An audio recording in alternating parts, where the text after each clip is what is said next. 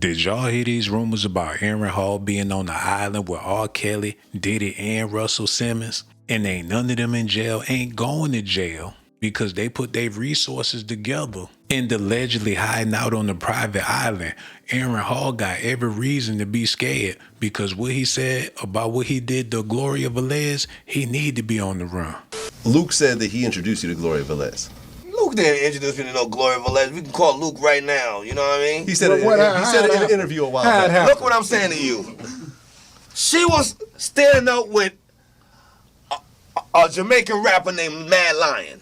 Okay, I know who that is. Big Pun, Fat Joe, Method Man, like whoever you speak to, just ask them how I did it. I got out the limo, grabbed her hand, and went upstairs and her. Luke didn't never.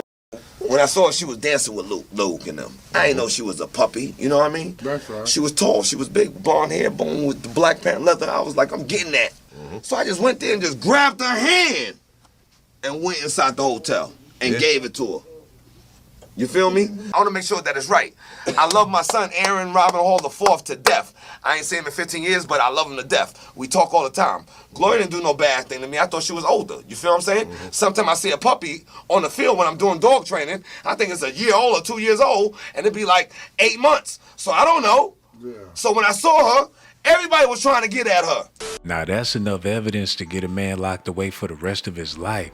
These are confessions out of his own mouth. R. Kelly never did no interview like this about Aaliyah, and still he ended up behind bars due to a bunch of allegations. I'm not saying he's innocent, but clearly this man got issues just like the rest of us. R. Kelly admitted that he was so in love with his mother as a child, that's what turned him into a weirdo.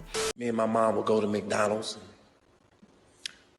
before she go to work, before I go to school, and she would get us a Danish. It's all we could afford is a Danish and a cup of coffee. But she had this cheap lipstick, and she would taste the coffee to make sure it was sweet enough. And she'd leave the ring of lipstick on the coffee from which she tasted the coffee. And I remember when she would give me mine, when I would sip from the cup, I would turn it around, and I would drink from her lipstick part. Because in a son-mother way, I had a serious crush on my mom because she could sing her butt off. And I just looked up and down to her. I looked around. I looked everything about my mother. You know, I loved her. And I even asked her to marry me one day. I was like, nah. She said no. But you know what? I understood. I don't have a clue where this all started from. Maybe it was something in the Kool-Aid in the 80s. They got all these brothers from the R. Kelly era to where you can't trust them around your kids. They thinking it all started with Russell Simmons and Andre Harrell. And I'm thinking if Andre Harrell was still alive, they would be trying to get him the same way they trying to get Russell Simmons. When you think about it, all of these freaks with the scandals, I'm talking about Diddy, he was with Andre Harrell, Aaron Hall, with Andre Harrell, Uptown Records, R. Kelly, Jay-Z, get Russell Simmons put out their project together. So it's looking like it's a possibility that it all started with Russell Simmons. I don't believe it, but the media damn sure trying to push this narrative. Music mogul Russell Simmons is strongly denying new accusations that he raped 3 women decades ago. The New York Times reports the alleged assaults took place at Simmons' apartment in the 80s and the 90s. All 3 women say their music industry careers were derailed or ruined. Simmons says he categorically rejects the allegations. He calls them frivolous and hurtful. At least 12 women have now accused Simmons of sexual misconduct. New York Times culture reporter Milena Rizek co-authored the article. Milena, good morning. Morning. I know you call Simmons a powerful industry gatekeeper in this article. Is that one of the reasons these women have just come forward now? Absolutely. He was a powerful figure then, and he remains a powerful figure now. He's somebody who could make or break careers. And, you know, he touched a lot of industries. He had a very wide sway. So I think that for these women coming forward took a lot of courage and a lot of time thinking about what they wanted to say and how they wanted to say it. On the record, accusing him of rape. Absolutely. I mean, you know, many of these accounts took place many years ago, so they've been living with this pain for a long time. Did he have around him this kind of apparatus that Harvey Weinstein had, that others had, that kind of knew this happened and took care of it and protected him in this kind of behavior? I think there were probably whispers, certainly in the industry, about this, but many of these things happened, in his apartment.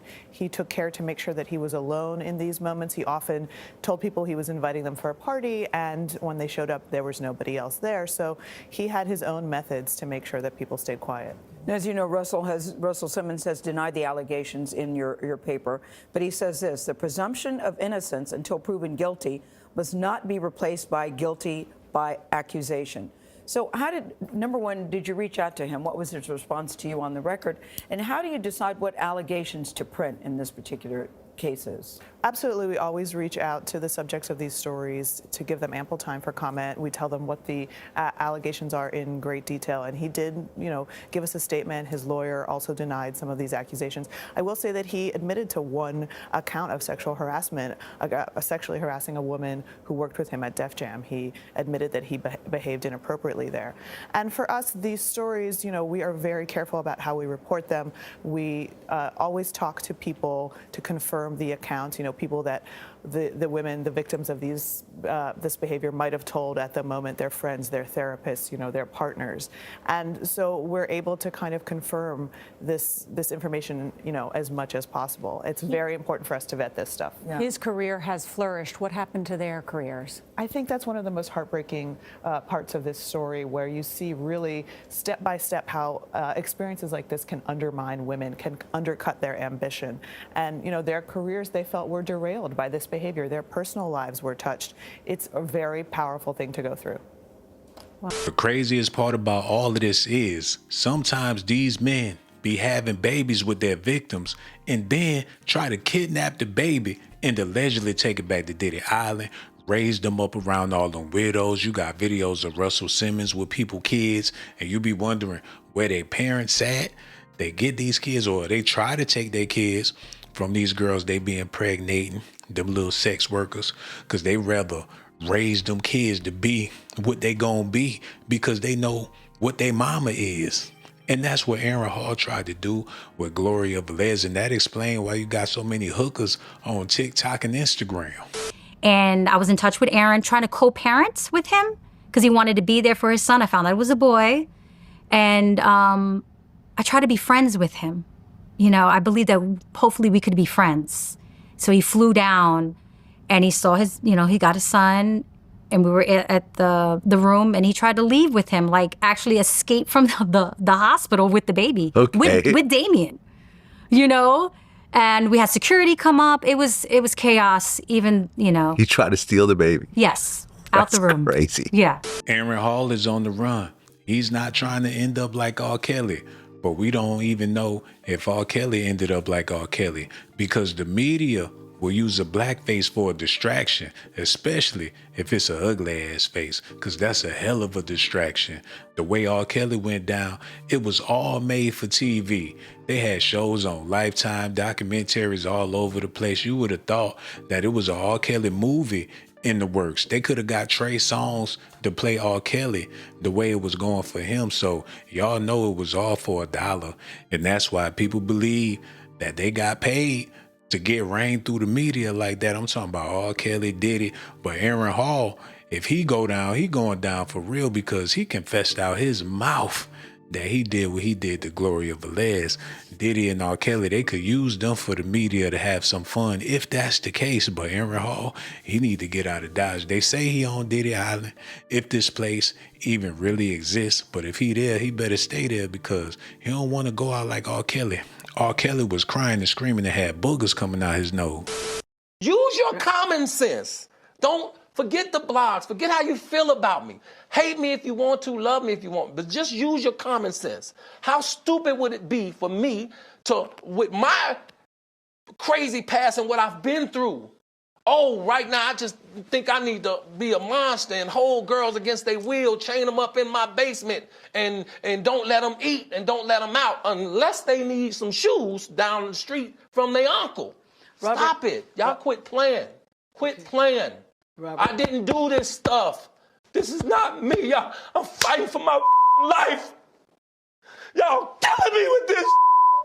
I gave y'all 30 years of my career. Robert. 30 years of my career. Y'all trying to kill me. You killing me, man. This is not about music. I'm trying to have a relationship with my kids, and I can't do it. Y'all gotta remember, R. Kelly, Diddy, and Aaliyah was all friends. Dame Dash and Jay-Z, all of them was in the bed with Aaliyah. It wasn't just R. Kelly. That's why when Diddy spoke about Aaliyah, when she passed away, his voice was trembling because he know what really happened. People believe Dame Dash had everything to do with it. But once upon a time, Jay-Z, Dame Dash, and R. Kelly was cool. She's just one of those individuals that would light up a room. She's one of those individuals that are very down to earth. She doesn't really feel like Aaliyah, like a big superstar. She always felt like just a beautiful person, like a special individual that whenever you was around her, she treated everybody the same, whether it was a fan or a person on the street or me. She was just very consistent as that type of individual, and she was just a beautiful young lady. That's the best way to describe her. She was just beautiful all around. Whenever you saw her, she always greeted you with a smile, no matter if she knew you or didn't know you. So many people talk about, in the wake of this, the future, the potential future she had, not only as a singer, but as an actress. Would you agree that she had a big future? She was definitely, I mean, her time was coming where she was going to just explode. She was already huge, but she was definitely going to get bigger with all the movies that were coming out, her hit album. You could tell we all saw her grow up from a little girl into a woman, and you know, it's just a hard, sad day just for everybody, but it's also a wake-up call that we have to all appreciate life and appreciate each other while we're here. And my prayers go out to her and her family, who I must say, like, that's the closest family like I've ever seen. You would see her mother and her walking down Central Park West, holding hands, and her brother was so tight that they would always be holding hands, and they were like the true definition of a closely knit family. Speaking of which... And also her brother and her father. I don't know if there's anyone in this room who knows more about dealing with sudden loss than you do. Is something that sudden and that shocking? I mean, how do you even begin to cope with something like that? I mean, I don't think there's any remedy for it. I mean, the only thing I know, you have to pray. We all have to pray for the family and friends. It's just going to be a real rough, hard time, especially with an individual like that, because they're so special. And it's only time. I can't even say time will heal it. It's just that you have to pray, and hopefully one day you'll be able to accept that they're in a better place. But it's going to be a hard situation, so we all need to pray for the family. Yes. Absolutely. And certainly we as the MTV family want to extend our condolences to the family and friends of Aaliyah. It's looking like none of this foolishness is ever going to stop unless they cut the head off of the snake. And according to them, and when I say them, I mean the media, the mainstream media, they believe Russell Simmons is the head of that snake. That's why they want to get him so bad, because they believe he's the one that created the Aaron Halls of the world, the Diddys, and the R. Kellys. Now he's somewhere on the island, and we know that for sure, but who's to say he didn't bring his buddies along for the ride? Him, R. Kelly, Diddy. You ain't never seen no pictures of Diddy in jail. You ain't never even seen no pictures of Diddy in court. They ain't shown us R. Kelly in a long time, man. Is he even in jail? Did they just do this for publicity? Because one thing for sure, they want Russell Simmons bad. I'm also very forgiving.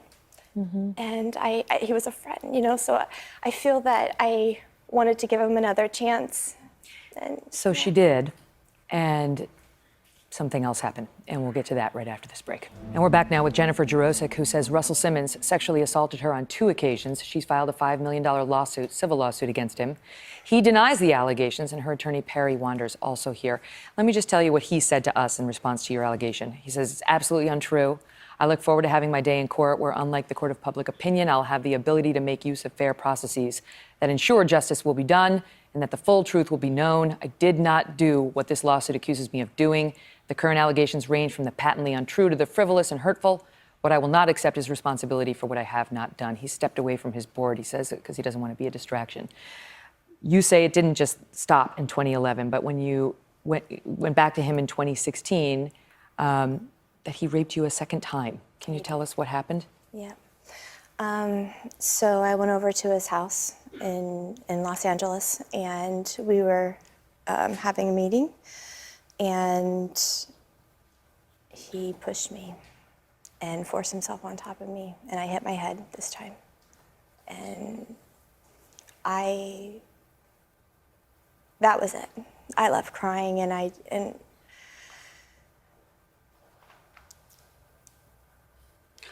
So that's the claim that the lawsuit is based on, because that's within the statute of limitations. The New York incident is outside the civil statute of limitations, but within the criminal statute of limitations. So have you filed a police We're report? filing formal reports with the NYPD and the LAPD. I've already spoken to the LAPD, and they're going to investigate. Both cases are within the statute criminally. Got it. And only the Los Angeles one is within the civil. Jennifer, you called Russell in this fall of 16. actually he called me. He called you? He called me out of the blue. I hadn't talked to him since the incident that I remember or anything. Yeah. Do you think he called you because he knew some of these allegations were coming out? Articles on him were being written? I do. Did the subject of your encounter come up? It did. Not right away, because I wasn't aware of any of the women coming forward. He just told me when he called me the first time, he told me, Jennifer, I think it's time we promote something like your film, the Unveiling the Goddess is what it's called. And I was shocked and I was conflicted, obviously, because of what had happened to me. And when I found out was a couple days later, my friend had told me what had happened. And I texted him what's going on, and he called me back. And I said, he said, my life's being threatened, and I'm deeply hurt by everything that's happening right now. And I said, well, what are you gonna do? And he said, I didn't do it. And I said, that's when I said, but it happened to me. And he said, oh my God, it did? I'm so sorry. Where was it, in New York? And it just so quickly, it just came out of his mouth. And I said, I told him about the 2 times that it had happened, exactly where they were. With him? He's understanding you're talking about with him. Absolutely. Yep, with him.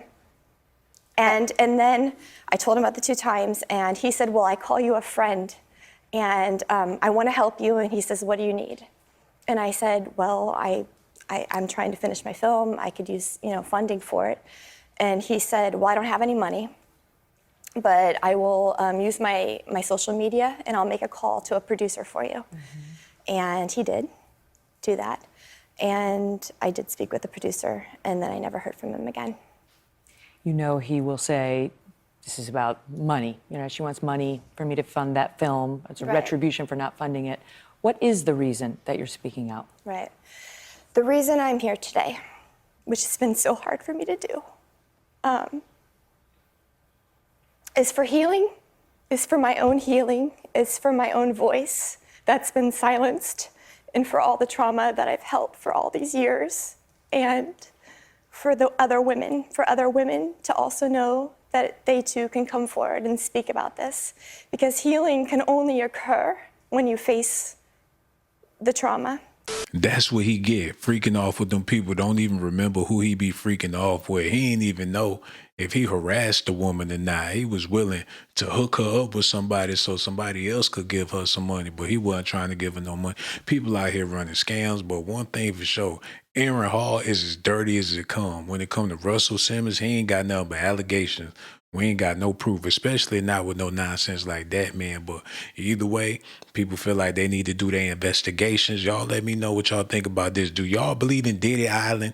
They saying it really exists. I don't know if there's a Diddy Island or not, but if it is, I know it's probably some freaky stuff going on over there. Y'all gotta let me know how y'all feel about this in the comment section, man. One more thing before I go.